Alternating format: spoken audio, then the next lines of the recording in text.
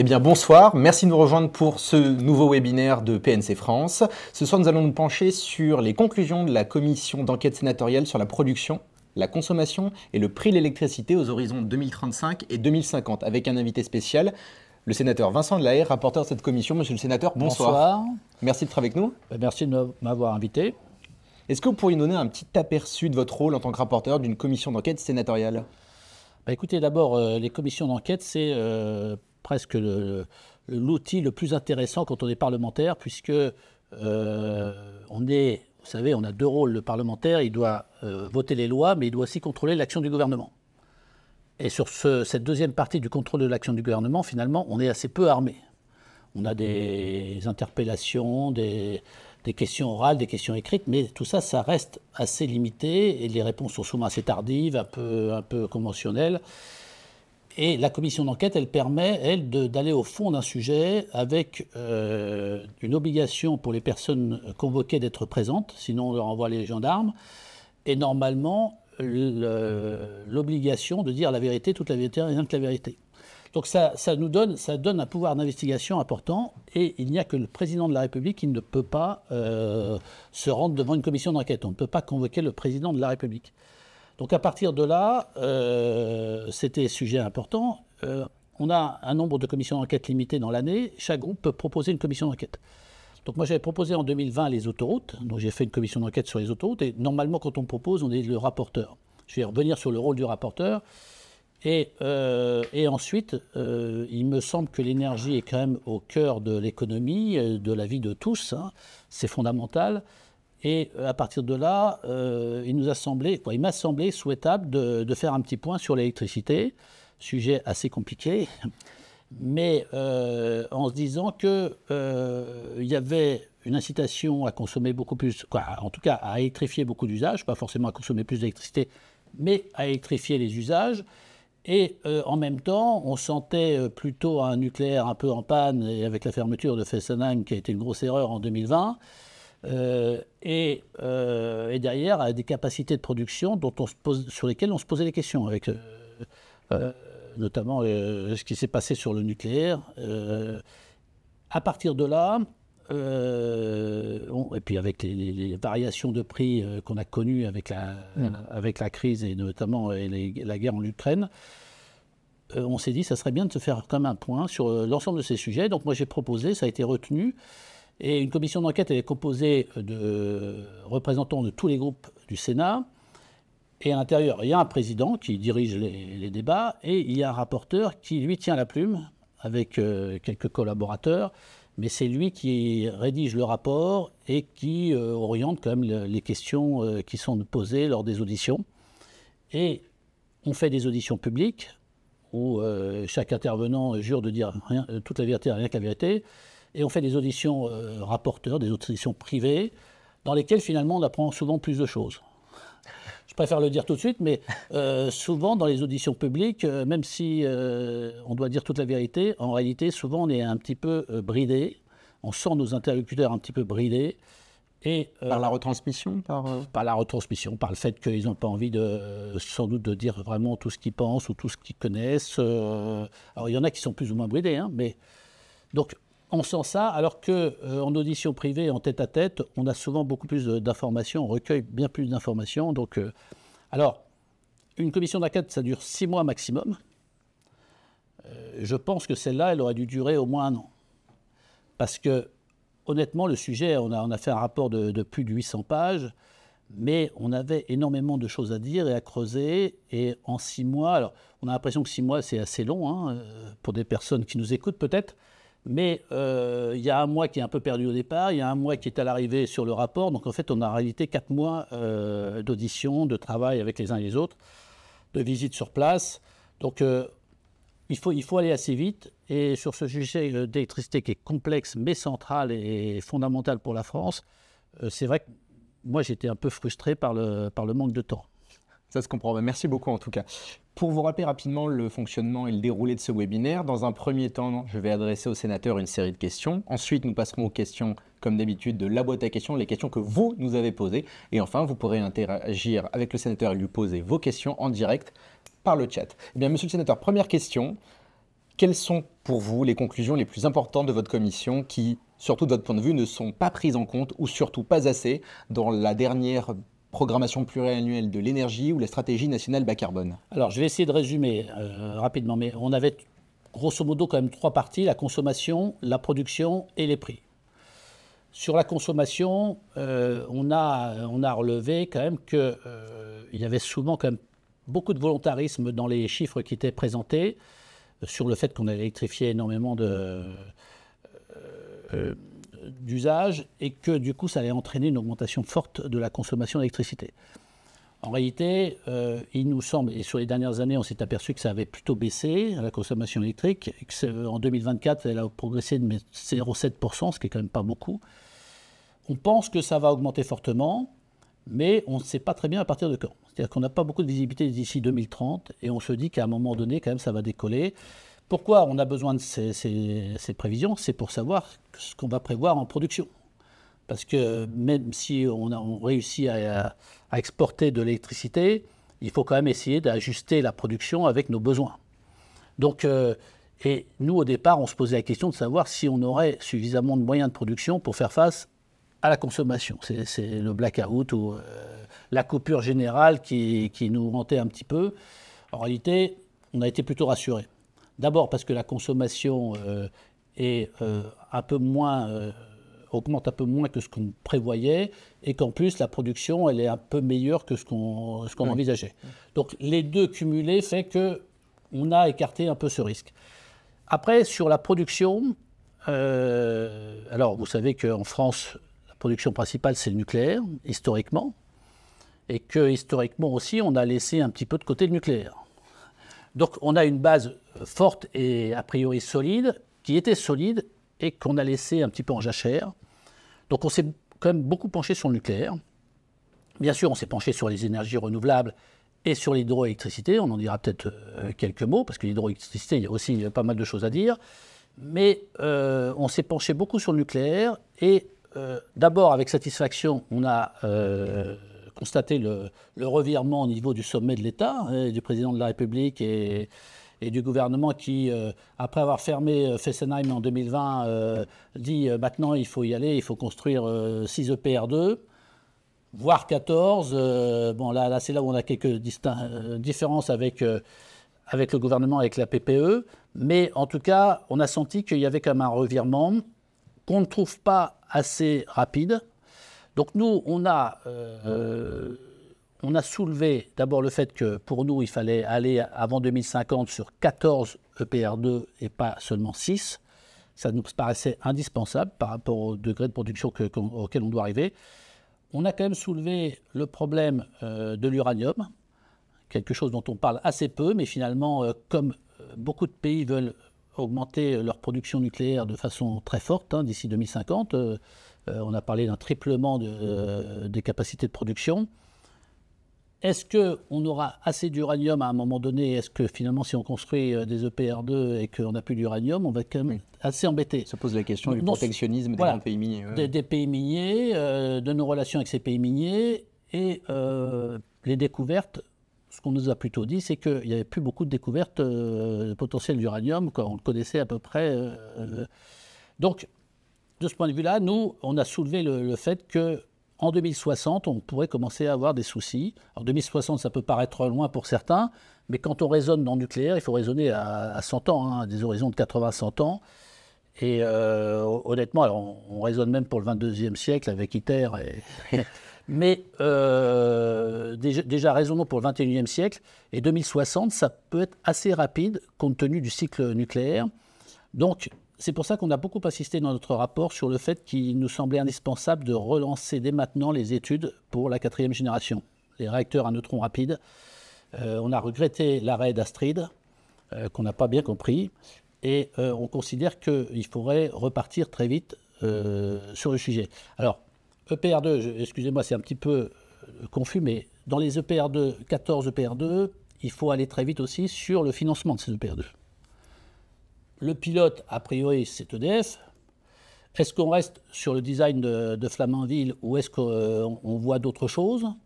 Moi, je pense qu'on ne devrait pas être fermé, aller regarder un petit peu ailleurs et voir comment on peut faire pour être sûr d'avoir quelque chose qui puisse fonctionner assez vite. En série, oui. Parce que normalement, on avait annoncé 2035 pour le premier EPR 2. Nous, on a dit que ça ne serait pas avant 2037. Et je pense que ça risque d'être plutôt 2038. Voilà, mais moi, j'aimerais bien qu'on puisse avancer assez rapidement là-dessus. Donc, le problème du financement, on y reviendra peut-être.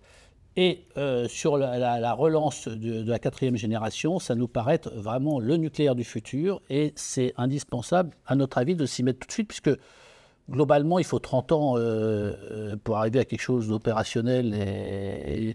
Et si on fait 30 ans, ben on est en 2025, ça fait 2055. Donc on n'a pas de temps à perdre là-dessus. Et j'espère que l'instabilité politique actuelle ne va pas nous empêcher de pouvoir avancer. Après, on a émis des réserves. Je suis un petit peu long, hein, mais il y a 850 pages à résumer en 3 minutes. Donc, mais on a émis quelques réserves sur les SMR. On en parle beaucoup parce que tout ce qui est petit est toujours beau, hein, en général. Small is beautiful. On dit c'est du petit nucléaire, donc c'est pas très dangereux. Vous inquiétez pas. En réalité, nous, on est un petit peu sceptiques à la fois sur les moyens qu'on met pour essayer de les développer, parce que c'est quand même une technologie pas forcément évidente, souvent, et sur le marché, parce que si on veut développer quand même des SMR, il faut les développer en série. Le marché français, le marché à l'export, tout ça, ça pose quand même un certain nombre de questions qu'on s'est posées. Donc là, je dirais que j'ai fait un petit peu le tour sur le nucléaire. Après, sur les énergies renouvelables, il nous semble qu'elles ont été énormément aidées par l'argent public. Donc on a vraiment soutenu les énergies renouvelables, ce qui était plutôt bien pour les lancer. Maintenant, on considère que ça devrait être mature et on devrait pouvoir alléger largement le soutien public pour le laisser vivre leur vie. Hein.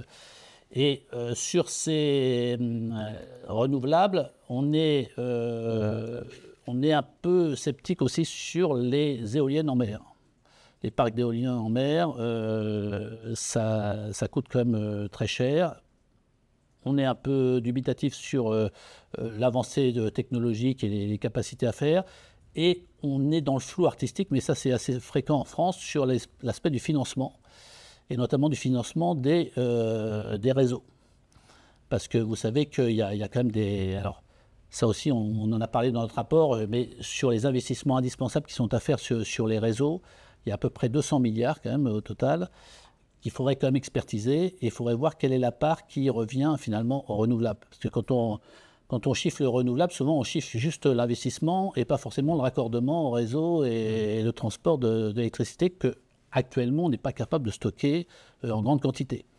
Donc on a ça, on a bien sûr l'hydroélectricité dont on a parlé aussi, puisqu'on est bloqué actuellement dans tous les investissements hydroélectriques, ce qui est dommage parce que on a une capacité qui n'est pas énorme, mais qui, je crois que ça représentait 12%, je ne sais plus exactement le chiffre, mais 12% de notre production. Et on pourrait l'augmenter un petit peu. Et là, je dirais que personne ne me dit rien sur l'hydroélectricité, sauf qu'on est encore un petit peu en bisbille avec Bruxelles. On va peut-être y revenir sur l'Europe.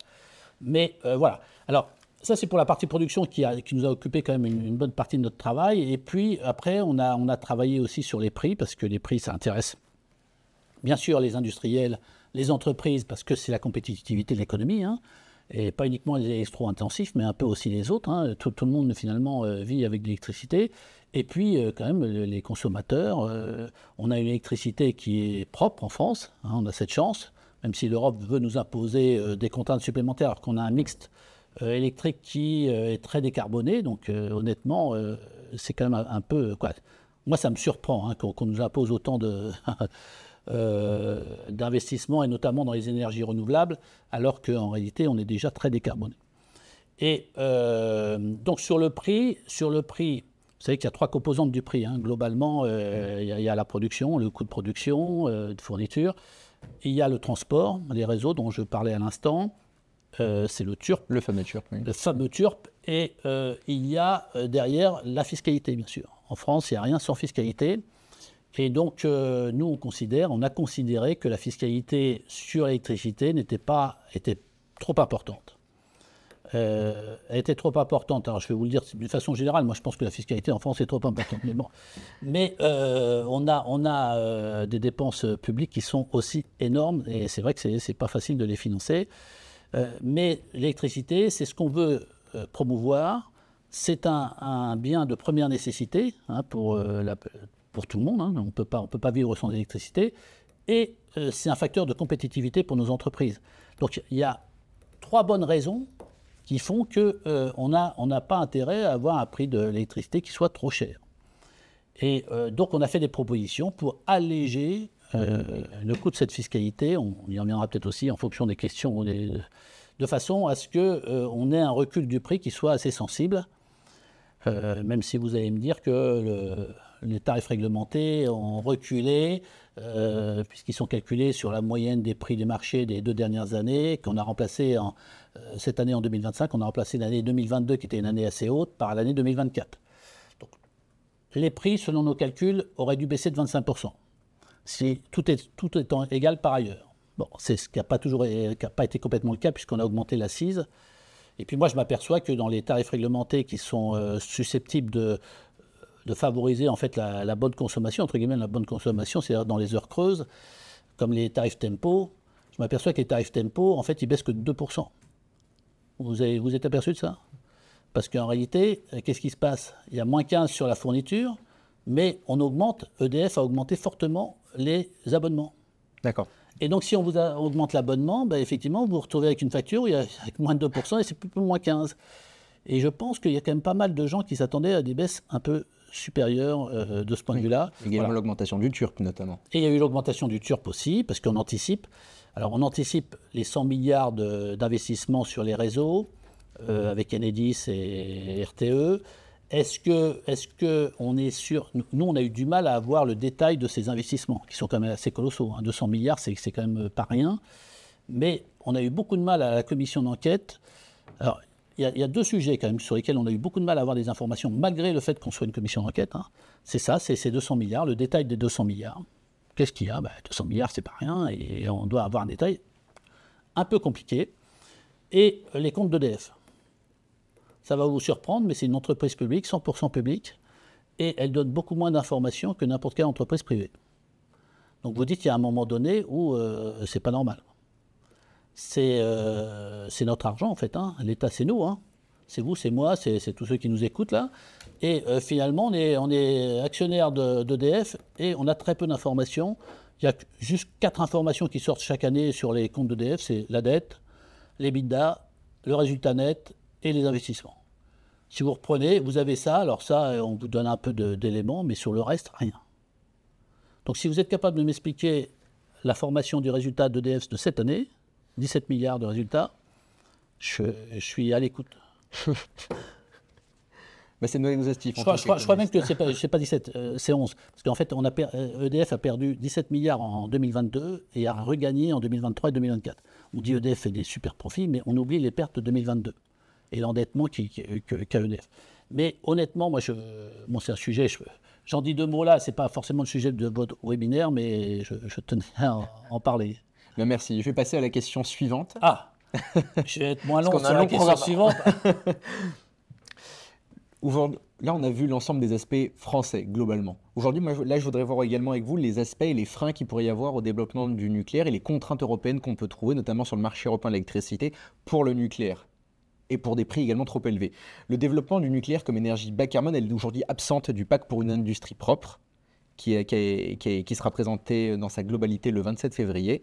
Madame Ribeiro s'étant opposée à la demande de M. Gironnet de l'inclusion du nucléaire.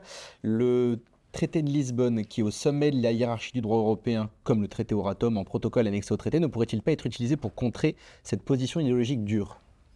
On retrouve également dans le mécanisme aujourd'hui d'assouplissement qui a été présenté il y a quelques jours, des aides d'État. Bien sûr, bien sûr. Moi, je pense que si. Moi, je pense que la France devrait taper du poing sur la table, beaucoup plus qu'elle ne le fait jusqu'à présent. Vous savez, quand vous êtes en discussion avec des partenaires, à un moment donné, c'est bien d'être gentil, d'être respectueux, mais à un moment donné, il faut quand même taper du poing sur la table si on considère que nos intérêts majeurs sont en jeu. Et là, je pense que sur le sujet du nucléaire, donc de la production électrique, c'est un sujet majeur. L'État ne peut pas rester en dehors de la programmation nucléaire, c'est impossible. Vous ne trouverez jamais d'entreprise privée qui accepte d'investir sur des périodes de 100 ans, des investissements qui ont cette durée-là. 5, 10, 15 ans, ça se fait, mais au-delà, c'est quand même assez rare. Et donc, à partir de là, l'État doit être partie prenante en première ligne et l'Europe doit nous laisser faire sur ce sujet-là. Voilà, l'électricité, c'est un bien particulier. Moi, je suis un libéral de conviction. J'aime bien le marché, mais sur l'électricité, je ne considère pas que c'est un produit comme tous les autres. Et donc, à partir de là, l'électricité devrait avoir un statut particulier. Et on est allé peut-être un peu trop loin dans la volonté de mettre tout le monde sur un même pied d'égalité, sans capacité de stockage nulle part. Alors, on a fait des interconnexions qui sont bien au niveau européen, parce que là, c'est de la solidarité les uns envers les autres, c'est très bien. Mais après, d'abord, on doit nous laisser maître de notre mix énergétique. Ça, c'est le traité de Lisbonne, hein, et on doit demander son application stricte. Et derrière, on doit aussi dire que dans les modes de financement de l'Europe et dans tout ce qui est prévu sur le plan énergétique, le nucléaire doit être inclus. Il n'y a pas de raison. Alors, je sais bien qu'il y a la présidente de la commission, il y a aussi un commissaire, tout ça. Bon, c'est très gentil. Mais si on met des gens qui sont anti-nucléaires à la tête de ces structures-là, pour moi, c'est un casus belli. Ça devrait être un casus belli pour la France. Et je trouve dommage quand même qu'on n'ait pas entendu plus le président de la République et les premiers ministres successifs sur ce sujet-là. Ou le commissaire européen. Ou le commissaire européen, le commissaire européen aussi, hein, et il a été nommé en 4e vitesse par le président de la République. Ça serait bien quand même qu'on insiste parce que c'est majeur pour notre économie, c'est majeur pour notre compétitivité et c'est pour notre avenir. Donc si on est là-dessus un peu trop gentil, à un moment donné, il faut dire, voilà, nous on veut ça ou on claque la porte. Et je peux vous dire qu'on va nous écouter. Parce que si la France commence à dire, attendez, on claque la porte, là, je pense que... Alors, heureusement, il y a un changement en Allemagne. Le changement en Allemagne va peut-être quand même faire évoluer la position allemande. Et de ce point de vue-là, ça peut être un moyen aussi de se mettre d'accord pour qu'on puisse avancer sur ce sujet-là sans se faire bloquer par les Autrichiens, les Danois ou je ne sais pas qui. Je crois que le Luxembourg, ça a changé un petit peu, mais... Voilà, il faut à un moment dire, la France a le droit aussi, de ce point de vue-là, d'être un peu autonome, même si... Et de faire valoir son mix énergétique. Voilà. Oui. Voilà, bon, moi... Merci beaucoup. En tout cas, je vais revenir désormais sur les aspects français. Sur aujourd'hui, il y a une nouvelle PPE et une nouvelle SNBC, donc Stratégie Nationale Bas Carbone, qui ont été publiées. Ma question est la suivante. Est-ce que ces orientations de la PPE 3 et de la SNBC suivent-elles suffisamment, pas assez, trop ou pas du tout, les recommandations de votre commission d'enquête? Je vais vous dire pas assez, mais déjà, il y a un mouvement dans le bon sens. C'est-à-dire qu'on a changé de cap et de pied, je le disais tout à l'heure, sur le nucléaire. C'est à la base. On était avant sur la perspective de fermer 14 réacteurs non Fessenheim. On est maintenant sur l'objectif de partir sur un programme de 6 EPR2, d'étudier l'extension avec 8 supplémentaires. Je pense que c'est indispensable de le faire, sauf à vouloir utiliser le gaz de façon importante, mais je crois que ce n'est pas du tout l'objectif et ça ne devrait pas être notre objectif. Donc à partir de là, il faut y aller fortement. Après, il y a quelque chose dont on n'a pas parlé, mais j'ai peut-être été déjà long tout à l'heure, mais c'est l'amélioration de la puissance de certains de nos réacteurs actuels, notamment les 900 MW, qu'on pourrait pousser un petit peu pour gagner de la puissance et du coup de la production d'électricité à partir du nucléaire actuel, hein, pas du futur. Aussi la prolongation de vie des réacteurs. Ils étaient conçus à l'origine pour 40 ans. On a parlé d'effet falaise, le mur des 40 ans, en se disant, comme ils ont été construits tous dans les années 80, dans les années 2020, on va se retrouver avec un mur. Bon, alors il y en a certaines qui ont déjà été prolongées, mais il faudrait les prolonger de façon plus systématique, bien sûr, avec le respect des normes de sécurité. Mais c'est faisable, à notre avis, au moins jusqu'à 60 ans sans problème. Et il faut étudier la possibilité d'aller jusqu'à 80 ans. Sans doute, peut-être pas pour tous les réacteurs, mais pour une majorité d'entre eux, on pourrait arriver à cela. Et si on arrivait à faire tout cela en même temps, ça nécessite quand même un volontarisme important, parce qu'il faut remonter une filière. Hein. Et remonter la filière, c'est pas si simple que ça. Donc aujourd'hui, on le voit bien, hein, on sent qu'EDF est un peu perdu parce qu'il est un peu seul dans son coin. L'État ne se décide pas sur les moyens d'aider EDF et de financer un programme. Alors, on n'a toujours pas, bien entendu, le chiffrage, même si pendant notre commission d'enquête, il est sorti sur les 6 EPR2 un chiffre de 67 milliards. Mais là, on est en train de nous dire, on va attendre la fin d'année pour donner un chiffre. Donc, bon. Mais est-ce qu'on est obligé d'attendre ça ? Est-ce qu'on est obligé d'attendre ça pour se décider sur le mode de financement et de soutien qu'on peut apporter à EDF ? EDF n'y arrivera pas tout seul. Ça me paraît assez évident, avec l'endettement qu'ils ont. Ils font des résultats importants chaque année, mais là, cette année, l'État leur demande 2 milliards de dividendes. Donc on leur prend sur leurs 11 milliards de résultats, on leur prend 2 milliards. Mais derrière, il y a des nécessités de financement, et puis il y a nécessité de relancer la filière, non seulement sur les compétences, mais aussi sur les sous-traitants, quoi. Tous les sous-traitants. Et les sous-traitants, ils ne vont pas travailler comme ça à l'œil et dans le brouillard. Vous savez, quand vous êtes chef d'entreprise, vous avez des gens à payer, et vous ne dites pas, tiens, on relance la filière nucléaire, je vais me lancer dans la fabrication de tel ou tel tuyau, ou telle partie de la centrale. Ça ne se fait pas comme ça, quoi. Il faut qu'il y ait des garanties. Donc, si vous n'avez pas ça, on est bloqué. Je rebondis justement sur cette question, notamment du coût du capital par rapport à ces EPR. Qu'est-ce que le gouvernement ainsi que le Parlement, qui a la main pour les sujets de finances publiques, peut faire justement pour appuyer justement cette décision ? Nous, alors, on va dire qu'on est dans un régime parlementaire a priori, mais en réalité, c'est beaucoup le gouvernement qui décide avec le président de la République et le Parlement. Sur le plan budgétaire, vous savez, chaque année, on doit modifier 0,5% du budget. Donc, il faut relativiser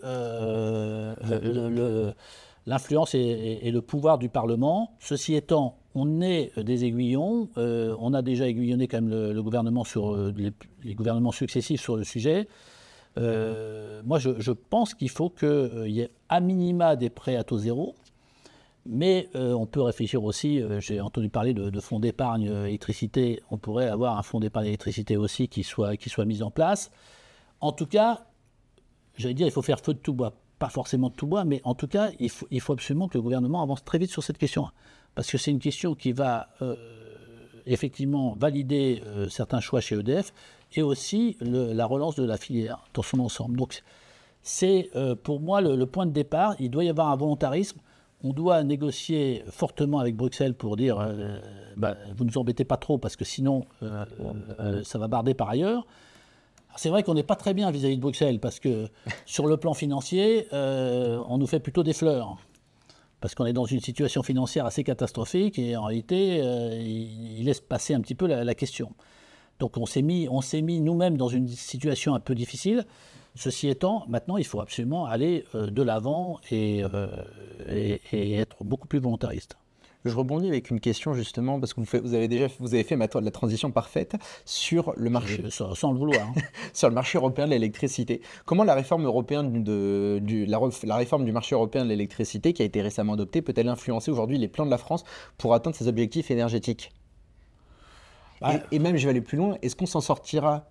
Le marché européen de l'électricité étant d'une telle complexité, est-ce qu'on s'en sortira par rapport au cas spécifique du nucléaire ? Peut-on s'en sortir par une solution de marché ? Par une solution de marché, non, je ne crois pas. Moi, je ne pense pas. Je pense que ce n'est pas le marché qui va résoudre le problème du nucléaire. Honnêtement, je vous le disais tout à l'heure, moi, je crois que le marché, qu'on ait une partie qui soit concurrentielle aujourd'hui. On a des fournisseurs alternatifs à un fournisseur principal qui est resté EDF. Mais au départ, on a suscité ces vocations de fournisseurs alternatifs avec la volonté aussi qu'ils soient des investisseurs. Donc, qui créent une capacité de production supplémentaire, ce qui n'a pas été le cas en fait. Donc, je dirais que quand même, ce qui est dans la réforme du marché européen de l'électricité, il y a eu quand même des avancées pas négligeables. Et nous, notamment dans les financements à long terme, dans les contrats pour différence, nous, on a été très sensibles à ces contrats pour différence, à la fois pour le nouveau nucléaire, mais on pense aussi pour le nucléaire historique. On a une différence d'appréciation avec EDF sur le sujet, hein, et finalement avec l'État, parce que l'État a décidé de valider et de mettre noir sur blanc dans la loi ce qu'ils ont appelé un accord avec EDF, hein, ce qui était une feuille blanche. Donc, une feuille, moi, je n'appelle pas ça un accord, mais enfin bon. Ceci étant, ça a été, vous savez, c'est les fameux 70 euros, mais qui pour nous n'est pas un bon accord. Donc on aurait préféré largement, puisque la France s'est battue pour avoir ces contrats pour différence, on pouvait les fixer à un prix moindre que 70. Hein. Nous, on avait fixé ça entre 60 et 65. Mais d'abord, il ne faut pas les fixer trop bas. Les consommateurs vont dire qu'il faudrait les fixer plus bas. Mais si on les fixe trop bas, qu'est-ce qui va se passer? On n'aura plus de capacité d'investissement. Et on a quand même des besoins colossaux en termes d'investissement. Donc se dire qu'on se prive de cela et que le consommateur ne participe absolument pas au financement de l'investissement, c'est totalement déraisonnable. Donc moi je suis pour être réaliste, hein, mais ce que le consommateur attend, bien sûr, c'est des prix les plus bas possibles, c'est ce qu'on peut comprendre, mais c'est aussi des prix stables. Et je pense que ces contrats pour différence, ils sont susceptibles de nous apporter de la stabilité, la visibilité, alors que l'accord qui a été conclu avec EDF ne le permet pas aujourd'hui. Et c'est une grande différence. Donc c'est pour ça que nous, on a promu, en tout cas, on a souhaité que ce soit mis en place. Pour l'instant, ça n'a pas été le cas. Mais EDF a peur que sur le nucléaire historique, la mise en place des contrats pour différence appelle de la part de l'Europe des compensations, entre guillemets, en termes d'organisation chez eux, de séparation d'activités ou autres. Donc, on sent chez EDF beaucoup de réserves par rapport à cela. Mais nous, on trouve dommage qu'on se soit investi autant pour négocier ces contrats pour différence, pour qu'ils soient dans le marché européen de l'électricité et qu'on ne les utilise pas finalement dès maintenant. Oui, au bénéfice des PPA notamment. Voilà, tout à fait. Autre question sur les perspectives de production nucléaire, mais également de renouvelables. Quelle place pour le nucléaire et les énergies renouvelables dans le mix énergétique français à l'horizon 2035 et 2050? Alors, nous, on a regardé justement en fonction de la relance qu'on prône de la filière nucléaire, des investissements dans le sujet. On pousse à ce qu'on ait la part de nucléaire la plus élevée possible, parce que ça n'a pas toujours été le cas. Hein. On a plutôt dit le nucléaire, à un moment donné, ça devait presque revenir à zéro. On devait être à 50 maximum, on ne sait pas pourquoi 50, mais on a dit 50. Nous, on a dit, faisons tout ce qu'on peut faire sur le nucléaire. Et quand on regarde tout ce qu'on peut faire sur le nucléaire, c'est-à-dire le renforcement des réacteurs existants, la prolongation de la durée de vie des réacteurs, l'investissement dans les EPR2, en fait, on s'aperçoit qu'à 2035 ou 2050, on sera au mieux entre 52 et 61% de la production nécessaire. Donc même si on investissait au mieux et au maximum dans tout ce qu'on peut faire d'ici 2050 en nucléaire, on est au maximum à 62%. Ça veut dire qu'il reste 38% quand même à... Alors je vous ai dit tout à l'heure, l'hydroélectricité c'est à peu près 12%. Je ne pense pas me tromper, mais c'est peut-être que ce n'est pas tout à fait ça. Et après, on a principalement les éoliennes et le photovoltaïque. Donc on a besoin de toute façon de ces énergies-là. On ne peut pas dire on n'a pas besoin. Par contre, comme je vous l'ai dit, nous on considère qu'elles doivent rentrer dans le droit commun et plus être super financées par l'argent public. Et donc rentrer dans cette concurrence, je dirais, normale. Hein, mais par contre, on ne peut pas se dire on arrête tout, comme certains veulent le dire, on arrête toutes les éoliennes, on arrête tous les panneaux photovoltaïques, sinon on aura un vrai problème de production. Merci pour votre franchise. Je préfère être franc, hein. Après on peut ne pas être d'accord, mais puis je ne prétends pas détenir la vérité surtout. Hein, mais... Quelles seront les implications pour les consommateurs français en termes de prix et d'accès à l'énergie renouvelable? Comment voyez-vous l'évolution vraiment du prix du kilowattheure pour le consommateur final dans l'hypothèse notamment où la PPE3 serait mise en œuvre? Alors, moi je ne suis pas devin. Hein. Vous me posez une question là sur l'avenir, sur l'évolution des prix dans l'avenir. Le prix est quand même assez fluctuant hein, en fonction des marchés aujourd'hui. Même si on a des tarifs réglementés en France, il y a à peu près 70% des consommateurs qui utilisent ces tarifs réglementés. Et même si on donne de la profondeur au marché de gros avec des produits long terme? Alors, ça sera plus stable, hein, ça sera moins volatile. Et donc, du coup, on pense que c'est de nature. Mais votre question est compliquée parce que, comme je vous l'ai dit tout à l'heure, il y a la production qu'on maîtrise plus ou moins bien, parce qu'il y a quand même des coûts de production qu'on ne maîtrise pas complètement. Oui. Et à côté, vous avez les réseaux, les 200 milliards de réseaux qui forment le TURP, parce que vous me parlez du prix, et la partie fiscalité. Donc si on continue à augmenter la fiscalité comme c'était la volonté du précédent gouvernement, peut-être pas de celui-ci, mais précédent, il avait envie d'augmenter l'accise sur l'électricité, vous savez, on va plutôt vers une augmentation des prix de l'électricité qu'une diminution. Et nous, on pense qu'il faut, à la fois pour les entreprises, mais aussi pour les particuliers, faut pas baisser, faut arrêter d'augmenter. Il faut avoir un prix qui soit relativement stable, qui permette d'assurer des financements pour les moyens de production, et puis qui soit le moins volatile possible. Donc stabilisation de l'accise et également du TURP. Voilà, du TURP. Et du TURP, c'est pas évident qu'on y arrive. Ce qui demande aussi, donc, comme vous le disiez tout à l'heure, une rationalisation justement dans l'ensemble des devis, des investissements. Oui, vous pouvez pas dire. Donc une priorisation. On va faire, Enedis dit on va faire 100 milliards, RTE dit on va faire 100 milliards, et puis on y va comme ça, personne ne regarde, personne n'a vu ce qui s'est passé. À un moment donné, il faut quand même se pencher sur les questions de façon sérieuse et transparente. J'insiste sur la transparence parce que pour nous, quand on regarde, alors en tant que parlementaire bien entendu, mais aussi pour ceux qui nous écoutent et tous les citoyens, on a besoin de transparence sur ces sujets-là. On a besoin d'y voir clair. On a besoin de dire, voilà, on fait des réseaux, on modernise. Voilà ce qu'on modernise sur les réseaux, parce que pendant des années, on n'a pas fait de travaux sur les réseaux et effectivement, ils commencent à s'user, donc il faut faire attention. Mais on a besoin aussi, parce qu'il y a des éoliennes un peu partout et qu'il y a des panneaux photovoltaïques un peu partout, alors que le nucléaire est assez concentré. Hein. Vous avez 19 sites en France pour le nucléaire. Donc c'est plus facile en fait de relier 19 sites vers le reste de la France que d'avoir plein de réseaux un peu partout. Donc il faut que ça soit transparent. Il faut qu'on nous dise, par exemple pour l'éolien en mer, ce dont on parlait tout à l'heure, qu'est-ce que ça entraîne comme coût d'investissement dans les réseaux. Si vous le savez, je ne sais pas si vous avez l'information, moi je ne l'ai pas. Donc, et c'est là où on a besoin, on est en démocratie, on a besoin de transparence et de comprendre les choses de A à Z. On n'est pas, les Français ne sont pas des imbéciles et ils sont capables de comprendre si on leur donne tous les éléments d'information. Et sur le sujet, moi je considère qu'il y a encore beaucoup de choses qui, malgré notre commission d'enquête, qui restent quand même à mettre à jour. Dernière question, parce qu'un maître mot justement cette vision de cette commission, c'est le long terme. Comment aujourd'hui donner suite et même redonner du souffle à la 4e génération de nucléaire ? Déjà par une volonté politique explicite, parce qu'aujourd'hui, on ne l'a pas entendu. Nous, depuis notre rapport de commission d'enquête, on l'a redéposé en juillet dernier, juillet 2024. Depuis lors, j'ai rien entendu. Alors, il s'est passé pas mal de choses sur le plan politique depuis juillet 2024, avec la dissolution et tout ce qui s'est passé ensuite. On peut comprendre qu'il y a peut-être une absence d'expression. Mais en tout cas, on aurait besoin, et tous les acteurs auraient besoin de cette expression, de donner des instructions claires au CEA aussi en matière d'objectifs de recherche, parce qu'on n'a pas l'impression que le CEA a proposé d'arrêter Astrid, on a arrêté Astrid, et puis voilà, on ne sait pas trop où on va. Donc aujourd'hui, on aurait besoin d'avoir une vision claire de la volonté politique.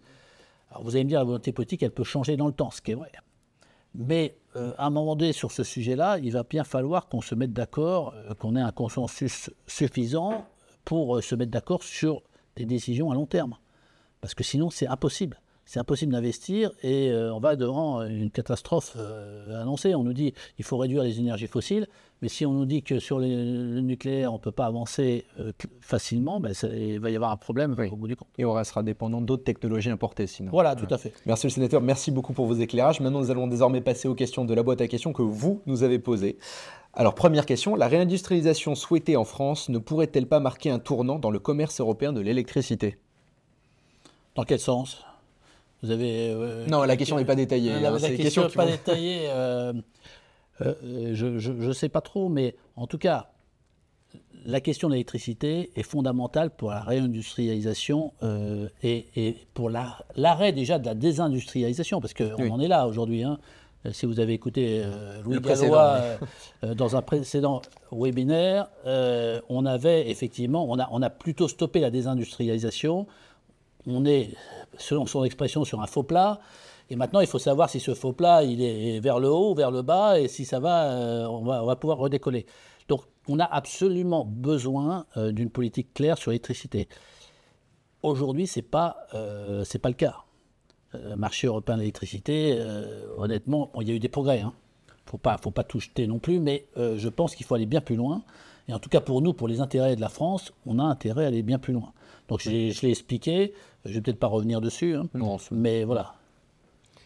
Bonjour, selon vous, les réacteurs à neutrons rapides sont-ils une solution pour éviter la hausse du prix de l'uranium tout en répondant à la demande d'électricité des prochaines décennies? Les réacteurs à neutrons rapides, je l'ai dit, pour nous c'est indispensable de relancer les études sur le sujet. Ça prend 30 ans quand même avant que ça soit opérationnel, donc à minima. Donc il faut commencer dès maintenant à le faire. Le prix de l'uranium, c'est pas vraiment un souci, je dirais. D'après les personnes qui ont pu nous donner des informations, l'uranium n'est pas très cher, même s'il augmentait sensiblement. C'est pas quelque chose qui va jouer sur le coût de production d'une façon. C'est plutôt l'investissement qui joue sur le coût de production, plus que le combustible. Mais la question qui se pose, c'est la fin de l'uranium. Est-ce que c'est infini ou est-ce que c'est fini? Et nous, on pense plutôt que c'est fini et que c'est pas fini dans 100 ans, mais que c'est fini plutôt dans 30, 40 ans. Donc, à partir de là, si on se dit que c'est dans 30 ou 40 ans, compte tenu du cycle d'investissement nécessaire, c'est dès maintenant qu'il faut prendre les dispositions. C'est pour ça que nous, on a poussé beaucoup sur la 4e génération. On ne voudrait pas avoir eu raison avant tout le monde et qu'on nous dise dans 10 ans, finalement, la commission d'enquête du Sénat avait raison en disant on a pris 10 ans de retard. Donc c'est pour ça qu'il faut continuer à pousser dans ce sens-là, à mon avis. Alors on va me dire, on ne peut pas tout faire en même temps. Il y a certaines personnes qui disent on ne peut pas tout faire en même temps. Moi je pense qu'en la matière, il faut presque tout faire en même temps. C'est-à-dire que ce n'est pas les mêmes personnes qui vont travailler dessus, il faut relancer les recherches, il faut en même temps avancer rapidement sur les EPR2, s'assurer que le design qui sert de base, parce qu'on a repris effectivement le design de Flamanville. Chez nous, la question qu'on se posait finalement, c'est de se dire, est-ce que les réacteurs historiques, on ne pourrait pas les améliorer pour repartir, puisque dans les années 80, on était capable d'en construire des dizaines. Pourquoi est-ce qu'on ne repartirait pas sur ces réacteurs-là pour les améliorer, plutôt que de dire, on va reprendre Flamanville pour le simplifier un peu et pour arriver à quelque chose de plus simple. Est-ce que nous, on ne prendrait pas les historiques pour les complexifier un petit peu et répondre La réponse, on nous a dit non, c'est quand même mieux de reprendre Flamanville. Mais voilà, moi je m'en remets aux spécialistes, mais je n'ai pas un avis totalement arrêté sur cette question-là.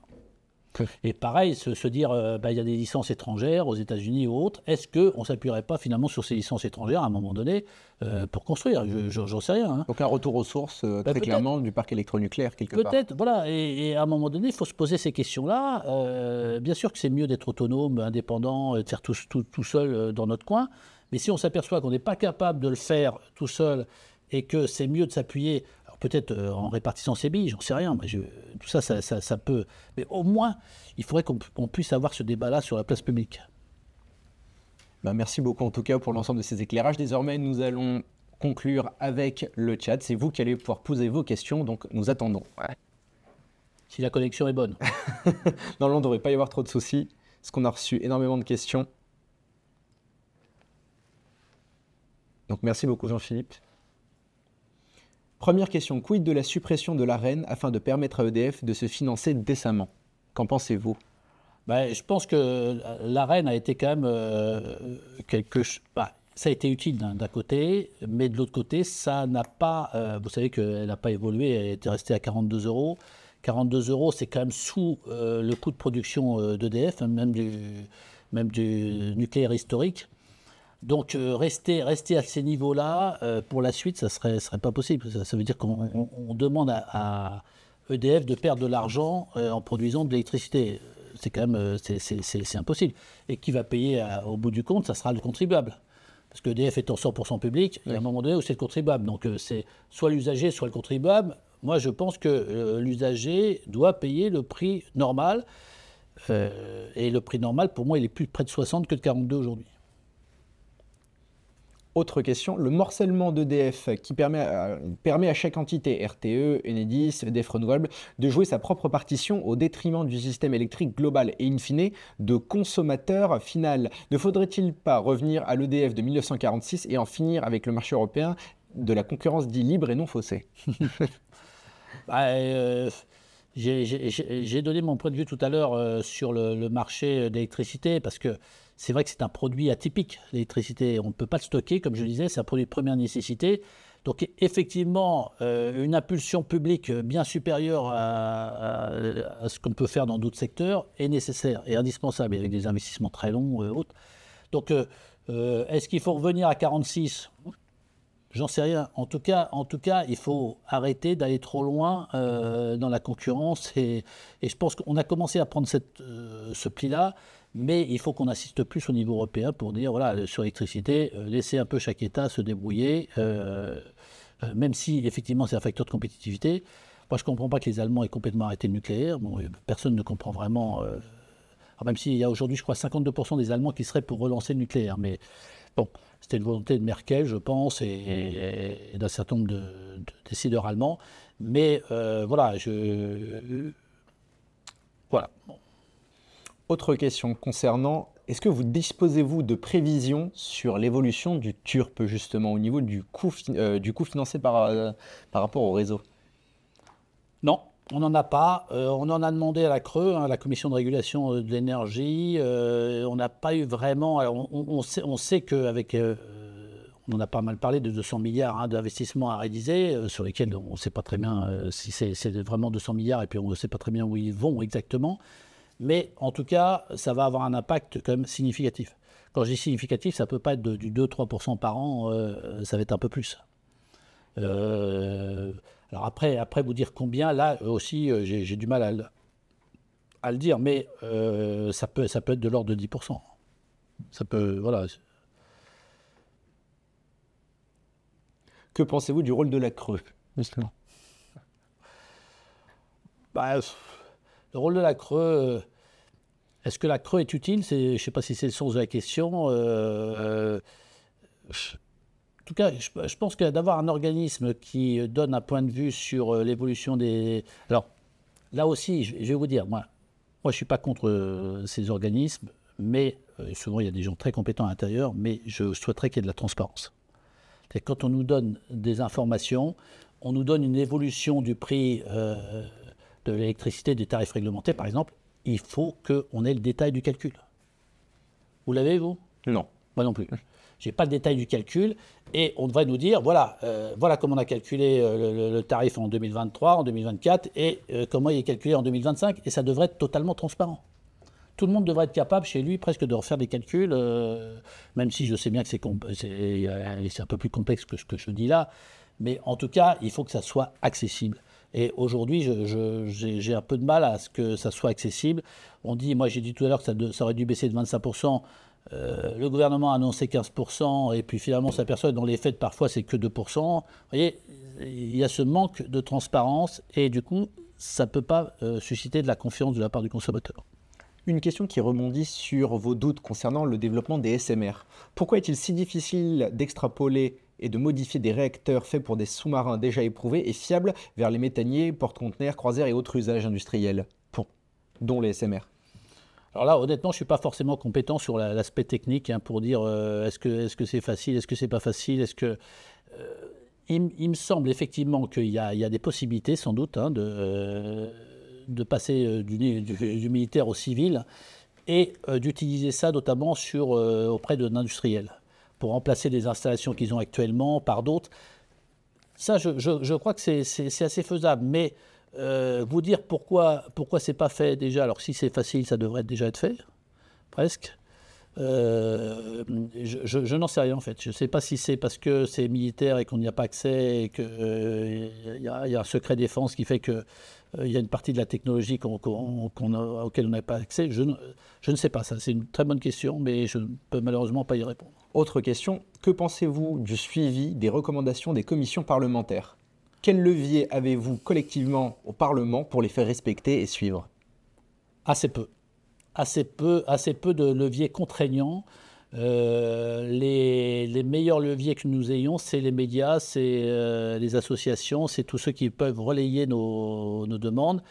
Je disais en introduction que j'avais réalisé il y a 4 ans, en 2020, une commission d'enquête sur les autoroutes, sur les concessions historiques d'autoroutes. Et j'assure un suivi chaque année. On avait fait des prévisions jusqu'à la fin des contrats, et les contrats vont jusqu'en 2036. Et donc, chaque année, je publie l'analyse par rapport à nos prévisions et j'essaie de continuer à faire parler du sujet. Et nous, on doit continuer à faire parler du sujet. Je vous remercie de le faire ce soir, de nous permettre de le faire ce soir, et en même temps d'interpeller le gouvernement à chaque fois qu'on peut le faire. C'est-à-dire qu'il y a des questions d'actualité au gouvernement chaque semaine au Sénat. Comme je vous disais, il y a des questions orales. On reçoit aussi des ministres dans les différentes commissions du Sénat. Et c'est vrai que souvent, on revient sur nos travaux et on essaye de pousser nos préconisations. Mais, alors, on a déjà aussi organisé des débats à l'intérieur du Sénat avec le gouvernement pour dire, voilà, on pourrait faire sur l'électricité, on pourrait faire un débat au Sénat à nouveau pour parler des conclusions et voir où en est le gouvernement sur le sujet. Ça fait partie des choses que l'on peut faire. Donc c'est plus un pouvoir d'interpellation qu'un réel pouvoir contraignant. Autre question concernant, on vous demande votre avis sur le dernier rapport de la Cour des comptes à propos de l'EPR. Alors, mon avis sur le rapport, j'ai plus complètement en tête ses conclusions, honnêtement. Je ne l'ai pas retravaillé récemment. Je suis un peu embêté avec cette question. Il n'y a pas de problème, écoutez, je passe à une question. Non, mais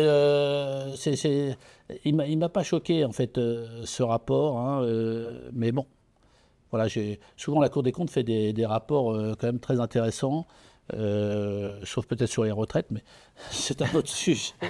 Mais on a souvent des rapports avec lesquels moi je suis très en phase parce que c'est des rapports factuels avec des chiffres qu'on n'a pas toujours ailleurs et des analyses qui permettent quand même d'orienter la réflexion. Voilà. Mais il faudrait que je reprenne, hein, je suis désolé pour l'auditeur qui nous pose cette question, mais c'est vrai que je n'ai pas la réponse. Encore quelques questions, si vous avez encore un petit temps. Que pensez-vous du niveau de développement et d'accompagnement financier du photovoltaïque envisagé par la SNBC et la PPE 3 ?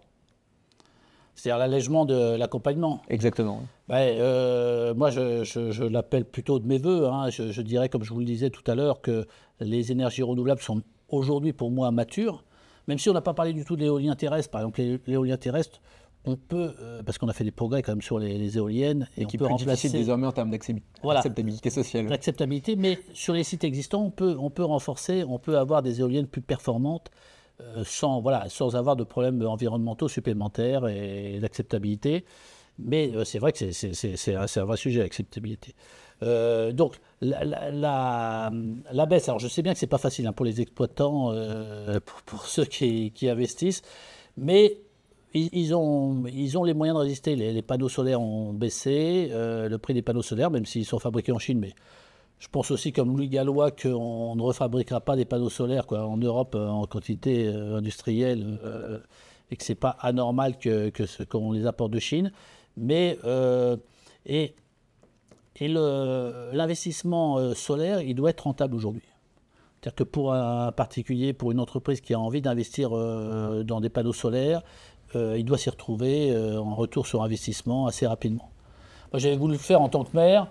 Il y a déjà pas mal d'années dans la commune à Massy et je m'étais retrouvé avec un retour sur investissement de 30 ans à l'époque. Donc 30 ans, vous investissez pas.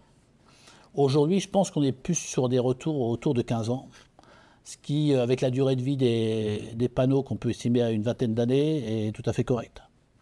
Donc je pense que beaucoup de particuliers ou d'entreprises peuvent avoir intérêt, même sans aide publique ou avec une aide publique qui a bien diminué, de pouvoir continuer à investir dans le solaire. Il y a quand même pas mal de régions en France où ça peut être intéressant. Autre question, quelles sont, selon vous, les possibilités françaises en termes d'évolution et de hausse de capacité d'hydroélectricité ? Alors, l'hydroélectricité, mais pour pouvoir augmenter ses capacités, il faudrait pouvoir investir.